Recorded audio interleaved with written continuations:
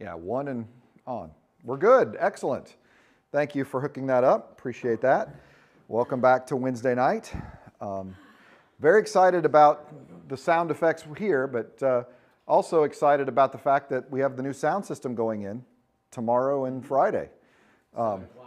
Which I'm not going to reveal names, but I have to tell a really funny story about this. On Monday of this week, I got an email from a church member that said, you know, I hate to complain, but I just have to say, we've got to do something about the sound system.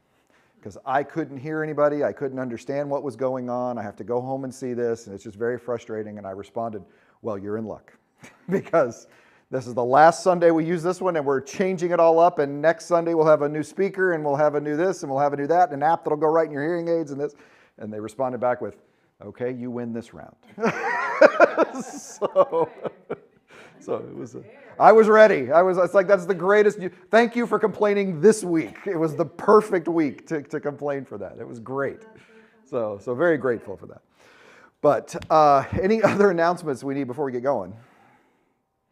I don't think there's anything that we need to talk too much about.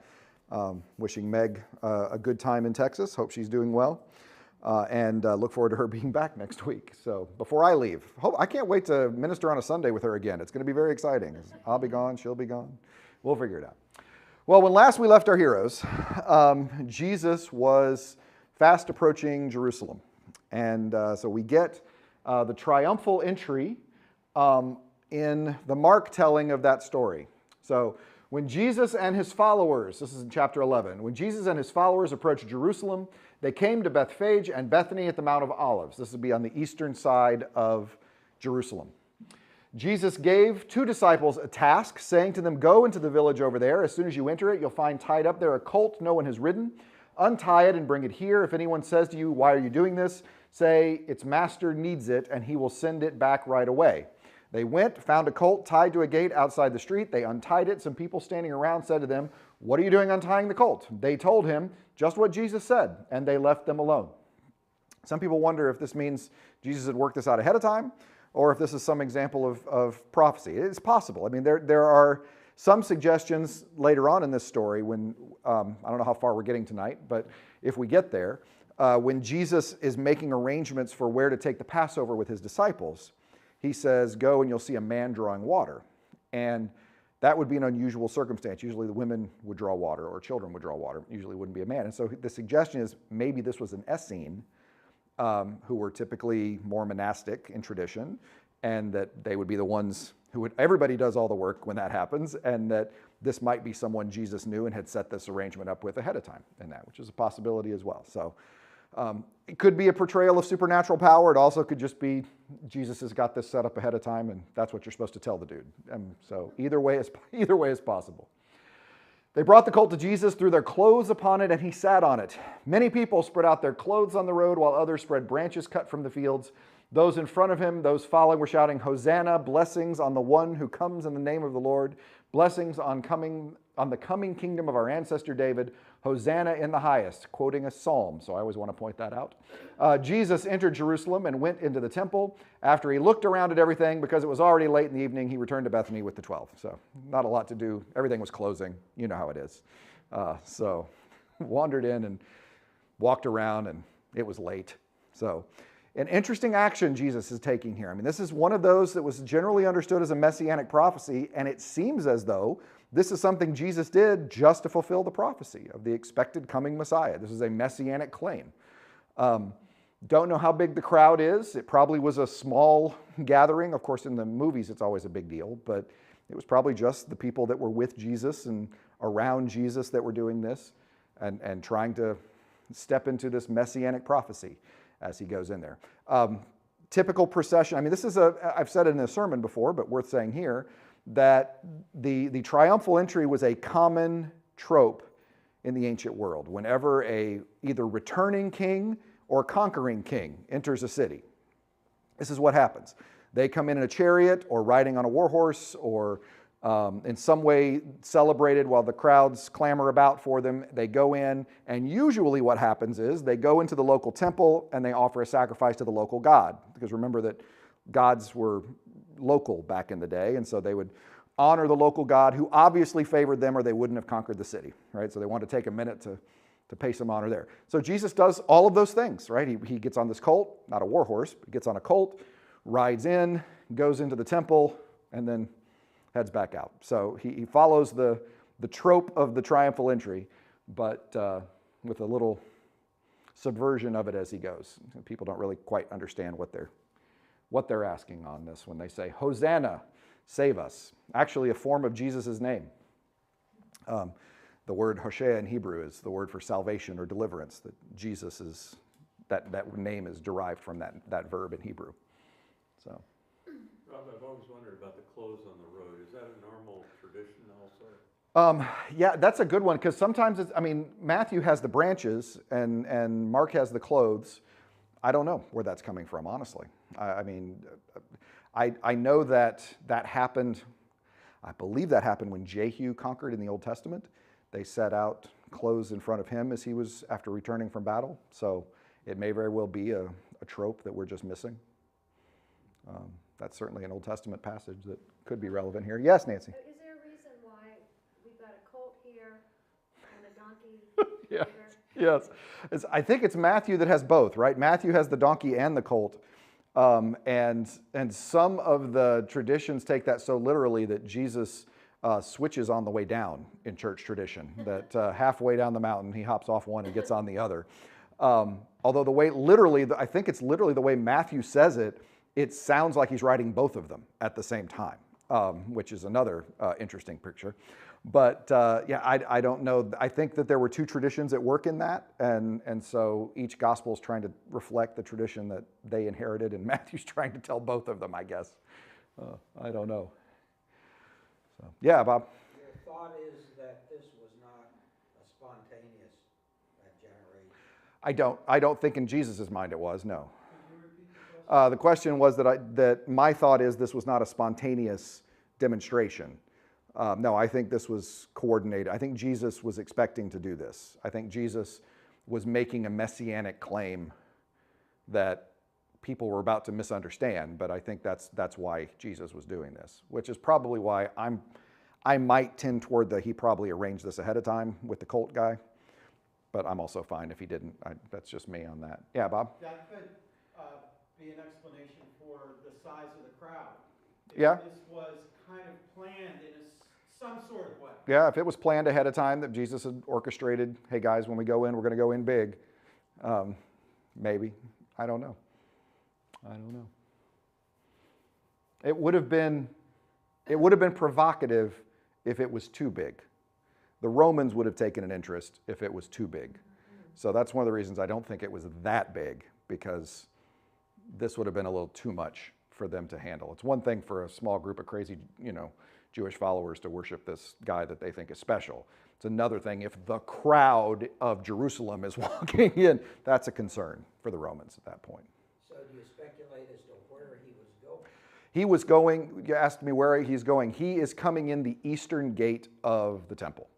He's coming in the eastern gate of Jerusalem in that temple complex, because that tradition always had that was where Messiah is going. So. To where? That's my question. Oh, he's headed toward the temple, ultimately. Yeah, he's going to go enter through the eastern gate of Jerusalem. East is a big deal. Around the world, synagogues always faced east. In Israel, synagogues faced Jerusalem. So north faced south, and south faced north, and west faced east. And there aren't any in the west. They all faced east after that. And so the eastern gate has always been this gate of the Messiah that has been walled up since the Middle Ages, I guess. It's there. So, yep. Well, Jesus wasn't done with the temple. He didn't do anything this late in the evening and just went right back to Bethany because everything was closing and he couldn't really make the statement he wanted. The next day after leaving Bethany, Jesus was hungry. From far away, he noticed a fig tree in leaf. So he went to see if he could find anything on it. When he came to it, he found nothing except leaves, since it wasn't the season for figs. So he said to it, "No one will ever eat your fruit." And his disciples heard this. So Jesus is mad at the fig tree that doesn't have figs when it's not supposed to. All right. We'll come back to that in a second. All right. This is Remember we talk about Markan sandwiches, where Mark starts a story, then tells another story, and then goes back to the first story? He does that several times in the gospel. This is another Markan sandwich, all right? This is the open. And then they came into Jerusalem. After entering the temple, he threw out those who were selling and buying there. He pushed over tables used for currency exchange and the chairs of those who sold doves. He didn't allow anyone to carry anything through the temple. He taught them, "Hasn't it been written, my house will be called a house of prayer for all nations, but you've turned it into a hideout for crooks." The chief priests and legal experts heard this and tried to find a way to destroy him. They regarded him as dangerous because the whole crowd was enthralled at his teaching. When it was evening, Jesus and his disciples went outside into the city.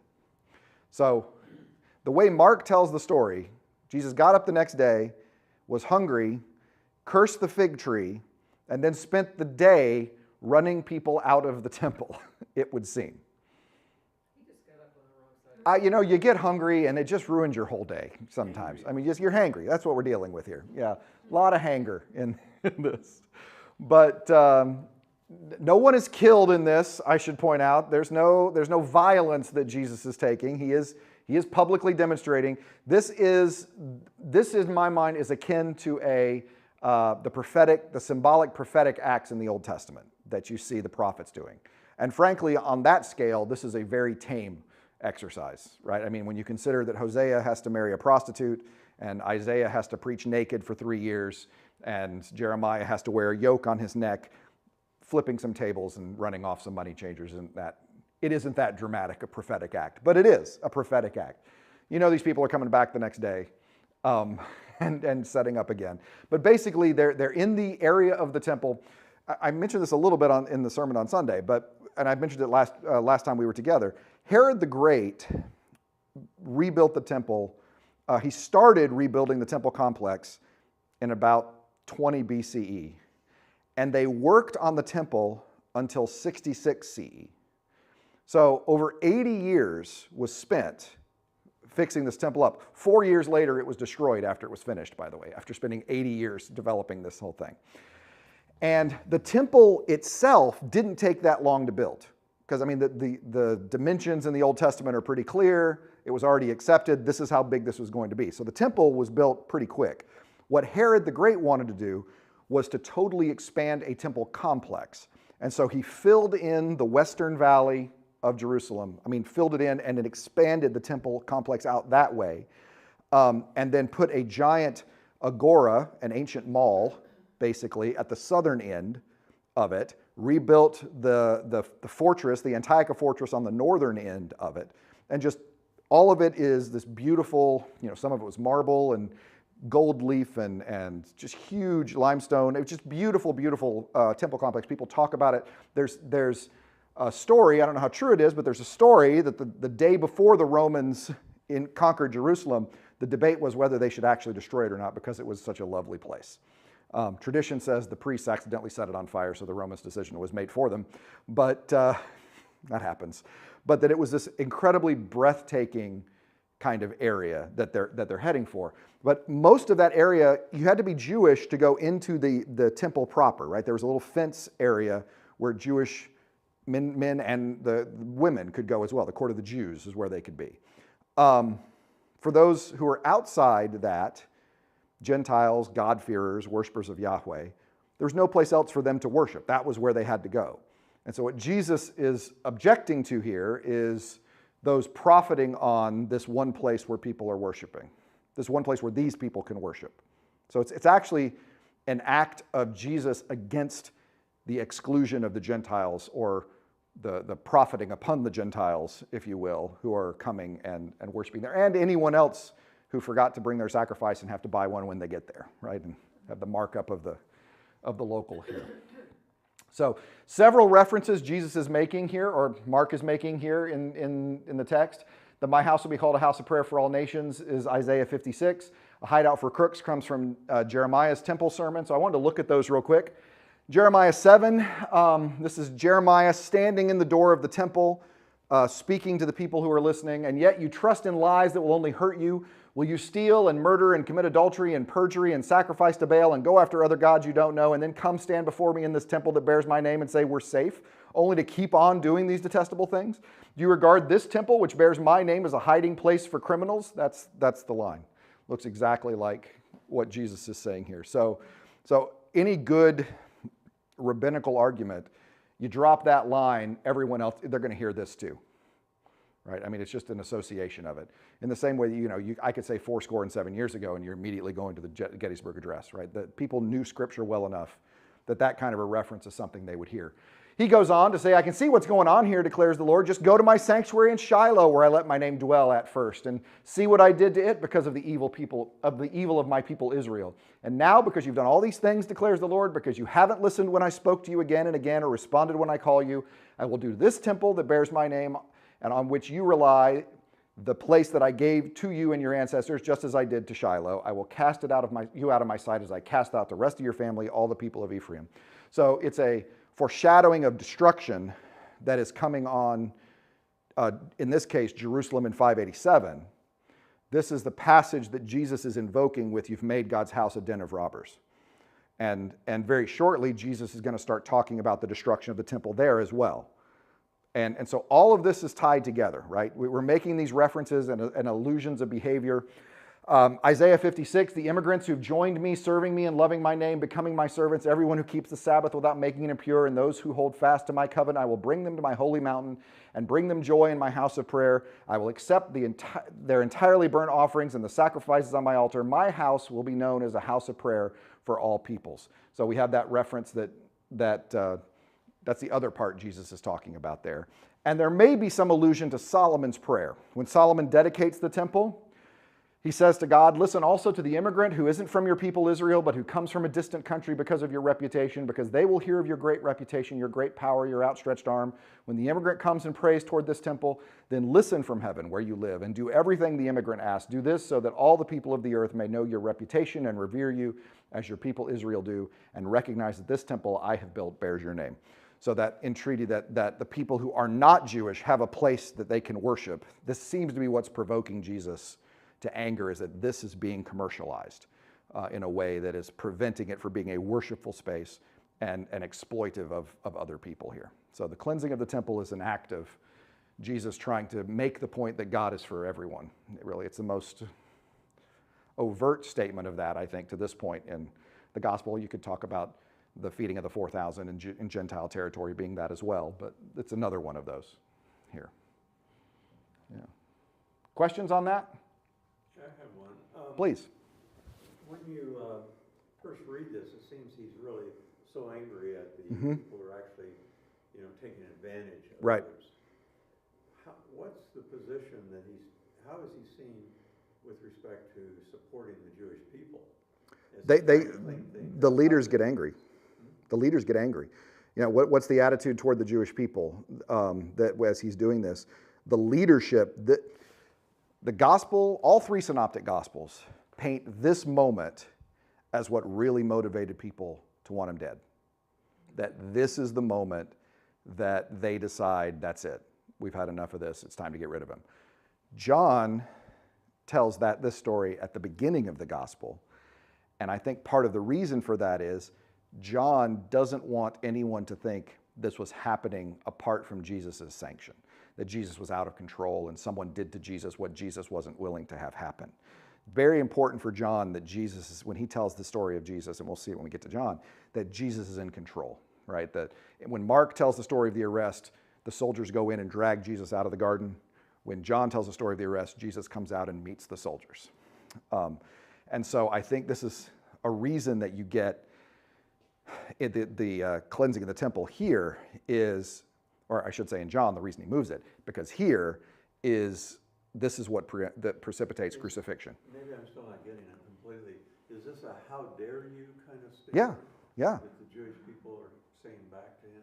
Right, that the leadership especially, yes. I don't know about the crowds, but the leadership. Because they were a little afraid. The crowds still liked what was going on there. I mean, maybe it's the spectacle, maybe it's the show. But the people who are taking a hit financially in this moment, and the crowds are, okay, this guy's got to go, right? This is a problem here. Yeah, absolutely. Yeah, they were definitely provoked by this event.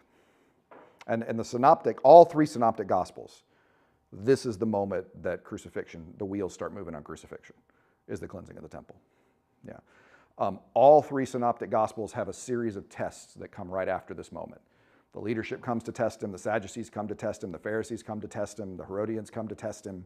The whole week leading up to crucifixion is a bunch of religious groups trying to catch him, so he can lose credibility with the people and they can get him. So, yeah. Early in the morning, as the Jesus were walking along, they saw the fig tree withered from the root up. And Peter remembered. Well, I hope he did. It was just yesterday. Jesus, I mean, how long does that take to...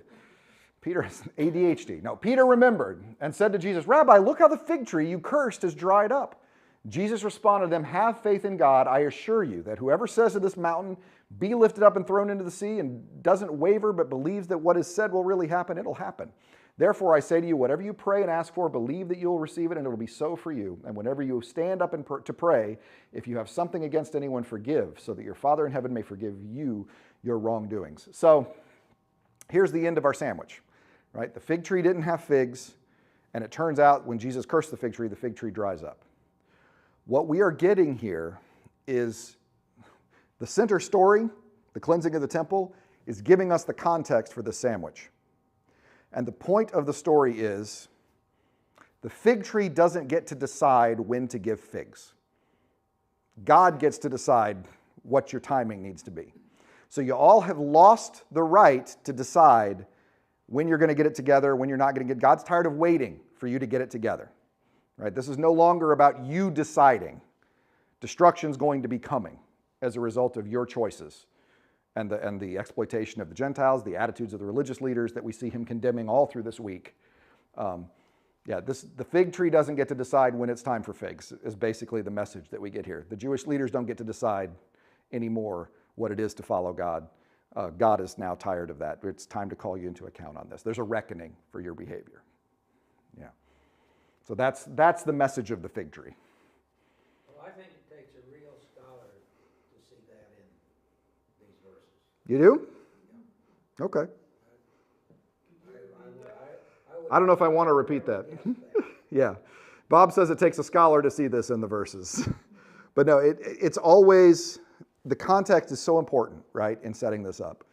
And the message of the fig tree is, the fig tree is the analog for Israel at this point and the temple.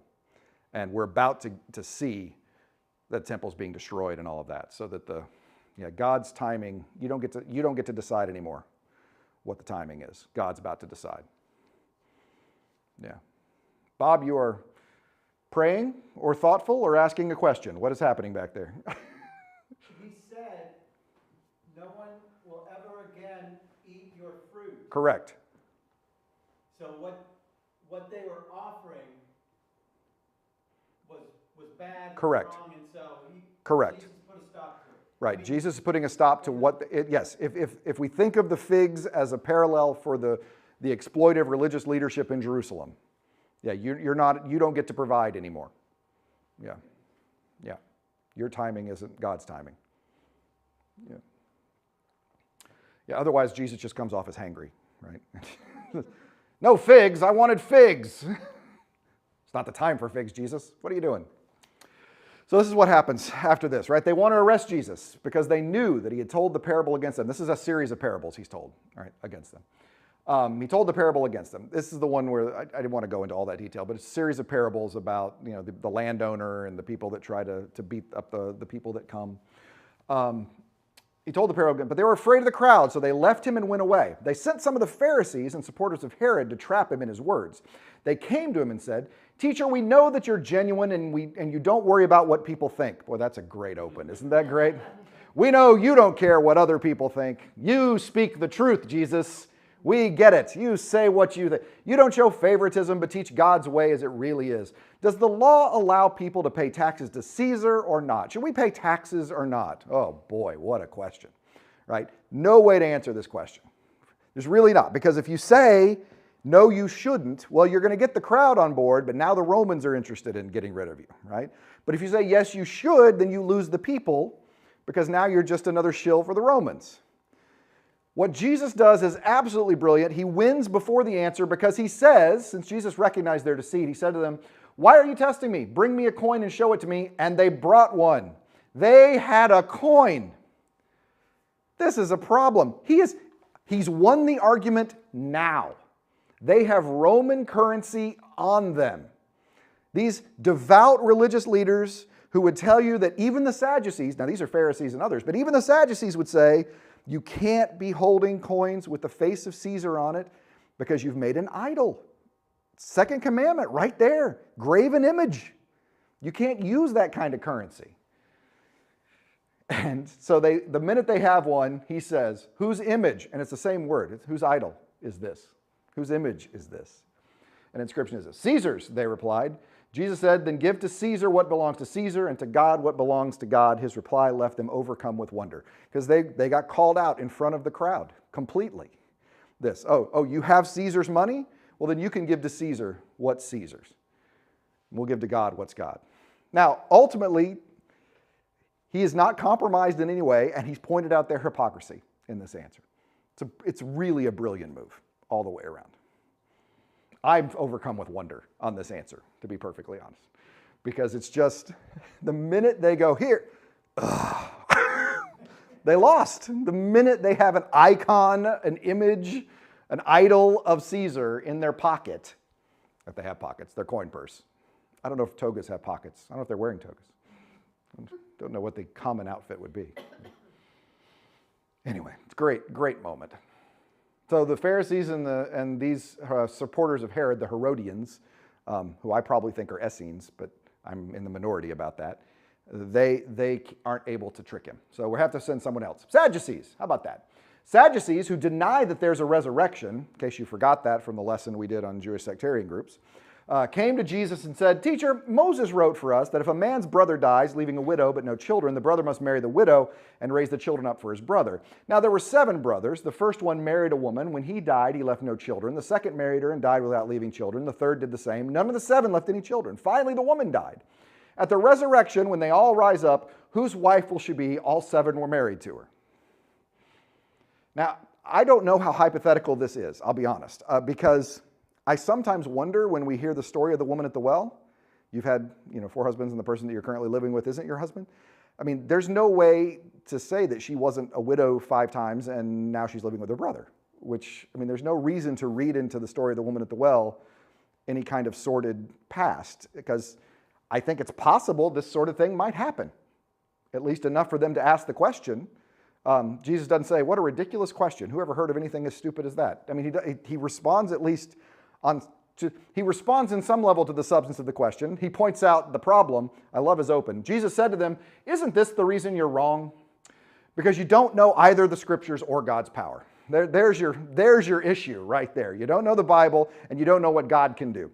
When people rise from the dead, they won't marry, nor will they be given into marriage. Instead, they'll be like God's angels. As for the resurrection from the dead, haven't you read in the scroll from Moses, in the passage about the burning bush, how God said to Moses, "I am the God of Abraham, the God of Isaac, and the God of Jacob"? He isn't the God of the dead, but the God of the living. You are seriously mistaken.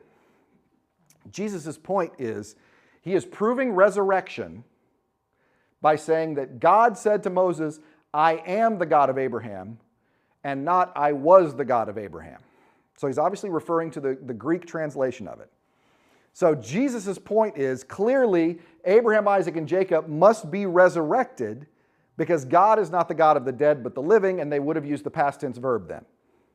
That's basically Jesus is proving resurrection from Exodus 3. And what's more brilliant about this than perhaps you even realize is he is proving resurrection from the Torah, which is the only scripture for the Sadducees. You see, the Sadducees didn't believe in resurrection because there's no resurrection in the Torah. Pharisees did because you've got resurrection, you could argue in Ezekiel 37, but certainly in Daniel 13, where if you go your way after your death, you'll rise for your reward at the end of days. So resurrection is only in these other books.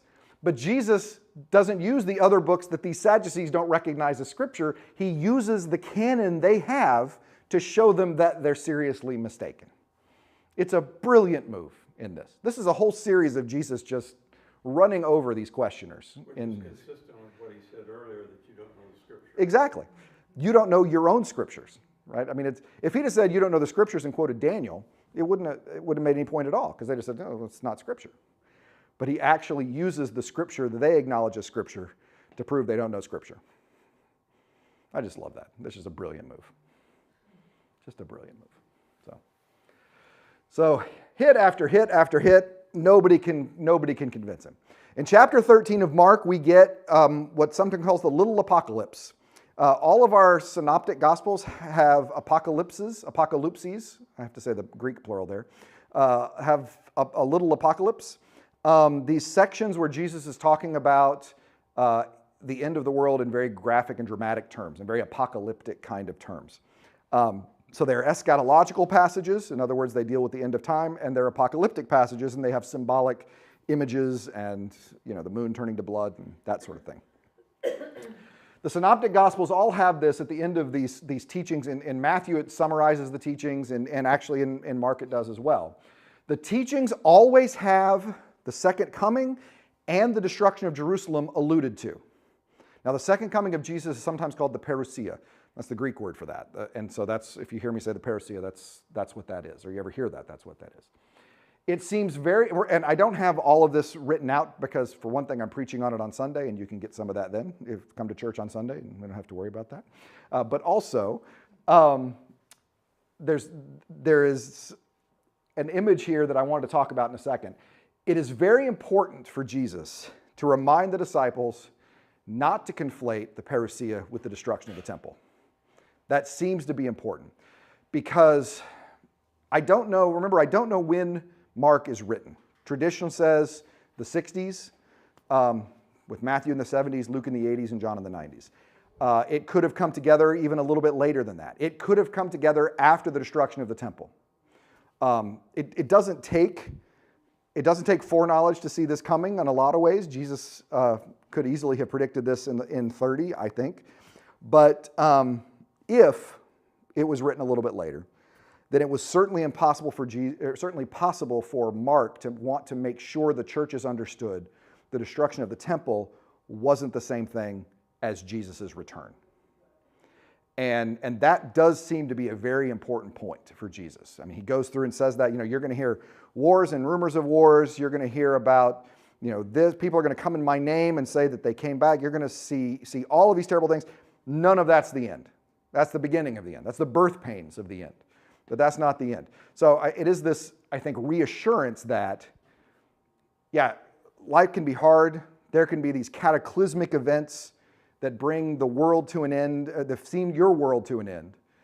But it's not the end. It's going to feel like the end, but it's not actually the end, as he walks through all of those images.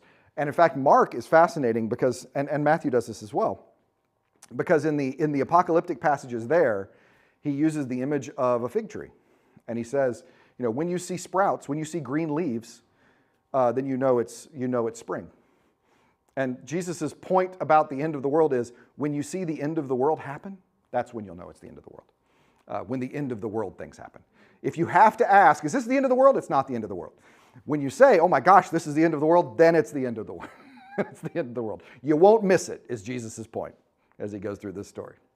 So, if you have to ask, it's not it. I think this is the end of the world. Nope. When the moon turns to blood, when the seas boil, that's end of the world stuff. Temple being destroyed, it's a big deal. It's completely upending your world. It's not the way you thought the world would ever be, but that's not the end of the world. It's the beginning of the end. So, yes? Which of the three synoptics is Jesus the most apocalyptic? Which of the three synoptics is Jesus the most apocalyptic? That's a great question. Matthew and Mark are almost indistinguishable. I mean, Matthew did such a great, he just copied a lot of Mark. I would say probably in Matthew, it's a little longer, the apocalyptic discourse. He's teaching it from a mountain. You got the sheep and the goat story of the nations being judged. So there's probably more apocalyptic there. And this is another reminder, eschatological doesn't mean apocalyptic. Not all eschatology is apocalyptic, but all apocalyptic is eschatological. So what I mean by that is just because it talks about the end of the world doesn't mean it uses the genre of apocalyptic with symbolic images and colors and numbers and flares. But whenever you do use apocalyptic, it's always talking about the end of the world. Because, all thumbs are fingers, but not all fingers are thumbs. So, yeah. So, same thing. Okay. One part of this chapter, though, that I think is important. I've said before that Mark has the lowest Christology of all the Gospels. In other words, Jesus is the most human in Mark. The highest Christology is in John. He's the most godlike in John, the most human in Mark. And this is one of the places we've already seen in Mark 6 where he was unable to do any great work in Nazareth. Here's the other place. Jesus says, "But nobody knows when that day or hour will come, not the angels in heaven and not the Son. Only the Father knows. Watch out, stay alert. You don't know when the time is coming." It's as if someone took a trip, left the household behind, put the servants in charge, giving each one a job to do, and told the doorkeeper to stay alert. Therefore, stay alert. You don't know when the head of the household will come, or whether in the evening or at the midnight or when the rooster crows in the early morning or at daybreak. Don't let him show up when you weren't expecting and find you sleeping. What I say to you, I say to all, stay alert. So, Jesus, can you tell us when the end's going to come? Actually, I can't. No. Don't even know myself. So I just know you have to live a life of expectation. You live like Christ is coming tomorrow, and you work like it's never going to show up. So that's the goal here. That sometimes causes people some heartburn. Are we okay with that? The ignorance of the Son in this scenario? I'm curious about your Christology. A lot of people are uncomfortable with a too human Jesus. They're much happier with a godlike Jesus that just looks human, like Thor. That's what most people think of. You're all right with Jesus saying, "I don't even know"? I think Jesus knows now, by the way. I think resurrected Christ knows. I'm going to say Jesus of Nazareth. I don't think do. That would be the difference I would make there. Look at all you healthy theological folks out there. But he's still not telling. He's not telling. No, he knows he's still not telling. Now he knows, but he's still not telling. Stay alert. As my high school best friend used to say, stay alert because the world needs more alerts. That's the question I have. I don't know what stay alert means. You live like he's coming tomorrow. Yeah. Okay. Yeah. But the decisions you make, the life you live, you never know when you might be called upon, when it's time to go. So I think that I say this, I think, in the sermon on Sunday, that part of the disciples' question of when's this going to happen is, I think the subtext is there is, when do I have to get serious about this? As opposed to, not knowing. You always got to be ready. You just never know. Live like it's always going to happen. Yeah. So it was 2 days before Passover and the festival of the unleavened bread. The chief priests and legal experts, through cunning tricks, were searching for a way to arrest Jesus and kill him, but they agreed that it shouldn't happen during the festival, otherwise there'd be an uproar among the people. Jesus was at Bethany visiting the house of Simon, who had a skin disease. Which is an interesting throw in there. Just, Simon with the skin disease. Anyway, I hope Jesus healed him, but we're not going to go into that detail at the moment. During dinner, a woman came in with a vase made of alabaster and containing a very expensive perfume of pure nard. She broke open the vase, poured the perfume on his head. Some grew angry. They said to each other, "Why waste the perfume? This perfume could have been sold for almost a year's pay and the money given to the poor." And they scolded her. It's interesting that it's plural in Mark, which is interesting to me. There's no names given, and it's plural. In John, one disciple made a complaint to Jesus. You know which one? You know which one? Who, Bob? The betrayer. Judas. That's correct. That is correct. Judas is the one that's upset about this event in John. It's not mentioned here. John doesn't like Judas. I'm just going to go ahead and say it.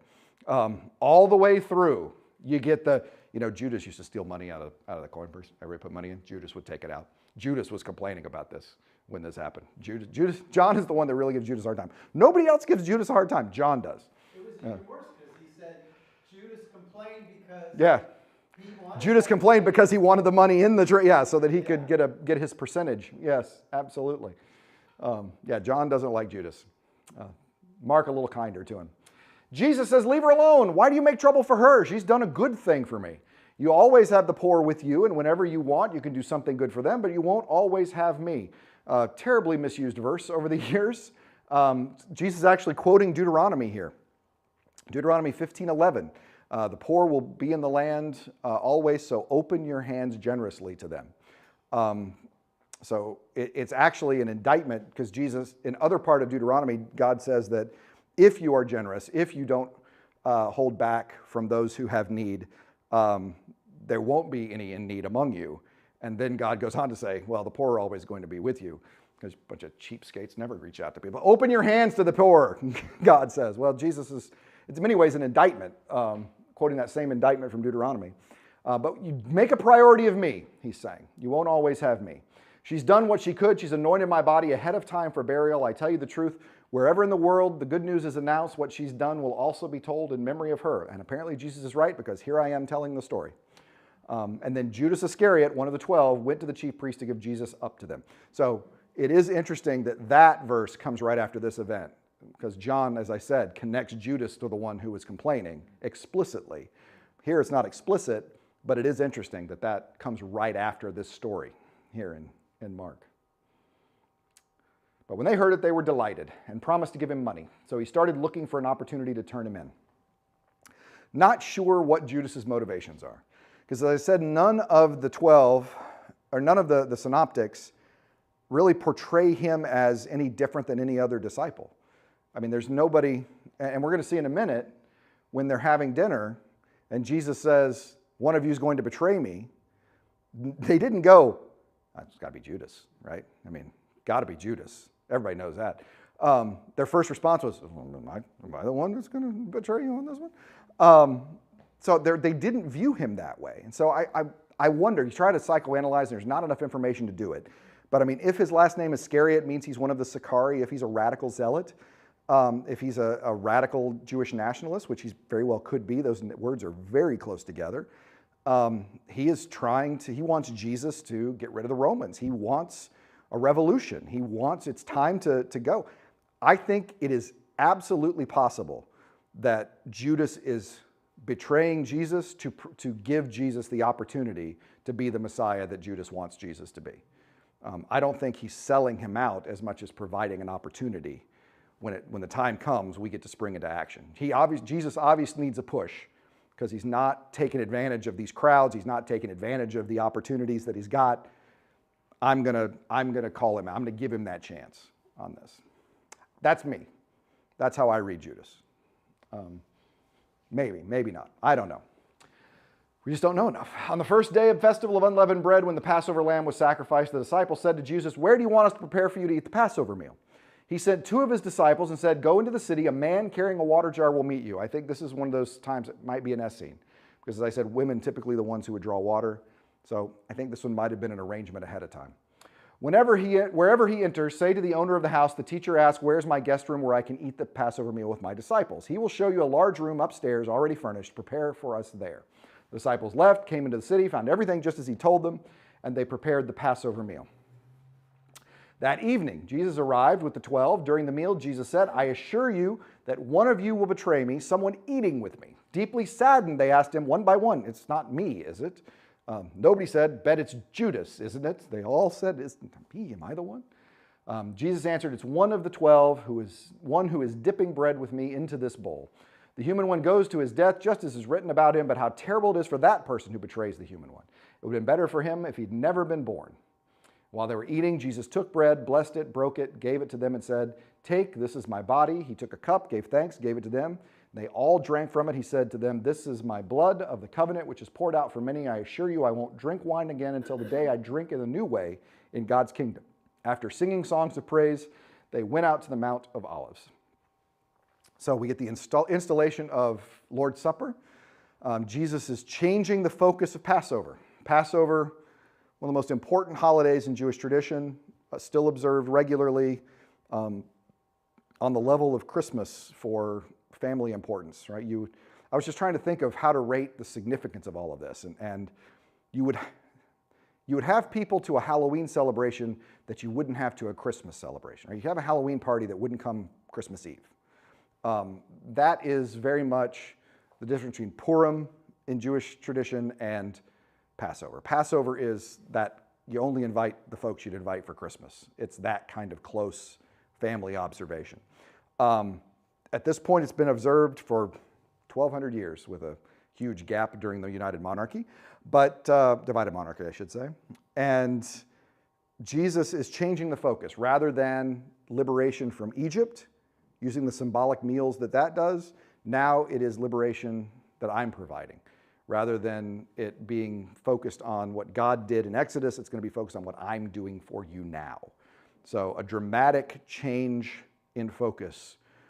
That's what all of this is. This is a huge deal, right? Christmas is no longer about Jesus, is about me, is the kind of dramatic statement that Jesus is making in Passover here. All right? It's no longer about the Exodus. Now it's about me. That's a radical thing. Jesus said to them, "You'll all falter in your faithfulness. It's written, I will hit the shepherd and the sheep will go off in all directions.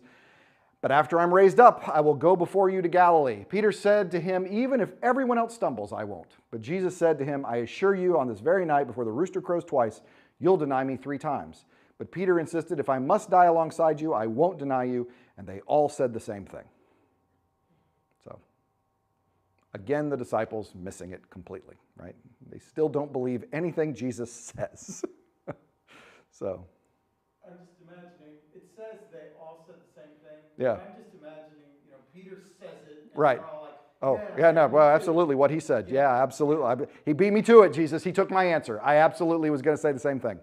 Yeah, absolutely. Once again, disciples missing the point. Nobody listening to Jesus. So questions, comments, as we're about to go out to the Mount of Olives. I think we actually can finish next time. Very excited about that.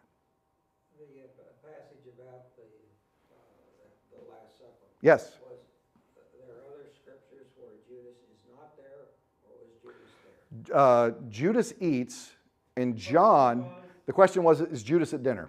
And in John, he tells Judas in sort of cryptic terms, what you must do, go and do quickly.